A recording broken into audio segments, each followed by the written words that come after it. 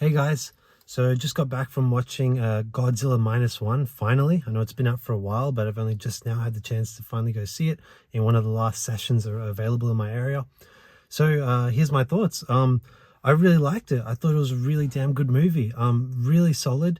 The biggest takeaway for me with this film is that it's finally a Godzilla film, at least compared to the American ones that we've been getting for years now, that actually has a heart and actually has real characters and a real story. I mean, if you really think about it with this film, it's not even about Godzilla. It's about the main character and the surrounding characters much more before it even thinks about Godzilla. Godzilla is there in the film, but he's the antagonist, and but very much it's mainly focused on the characters. So the basic story here is that it's set in literally straight after World War II, post World War II, in the fallout of Japan, which has been decimated obviously by the bombs in Hiroshima and whatnot. And so the country is just dealing with that fallout, and there's just homelessness and poverty everywhere, famine, all sorts of terrible things.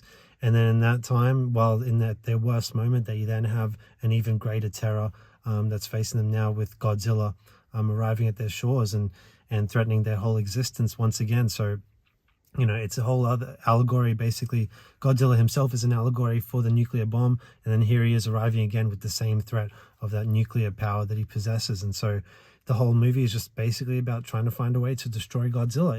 It's a pretty simple monster film. It's very much a throwback to the old school like movies from decades ago in from both the Japanese side or old monster movies from Hollywood. Like, it's very much a throwback, really traditional themes, which I really liked in the film. A lot of meaning with it in terms of what it means to like have pride in your country, pride in yourself as in your role within your country. So many positive themes about that, with the idea of tradition, even when it comes to even terrible things like being a kamikaze pilot, which is what the main character is. He is a failed kamikaze pilot, and he carries a lot of shame for not having gone through with his goal on previous missions. And so he carries that shame with him all the time. He carries PTSD.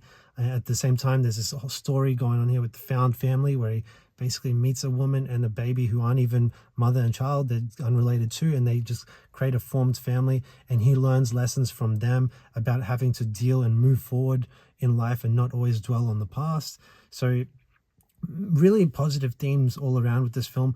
There's a few issues throughout where it's like you could nitpick about how a scene played out, like structurally, where you think maybe, okay, that happened a little too quick, or those characters wouldn't quite behave like that, or who's making the decisions here. At times sometimes it feels a little bit stifled, but for the most part it's really solid. I mean, you get a little bit of overacting, but I think that's kind of the Japanese style of acting. A lot of foreign countries have that kind of style of overacting, not just the Japanese, but you definitely have it here. But it's very only brief in some moments. It's not throughout the whole film. It's pretty well acted for the most part.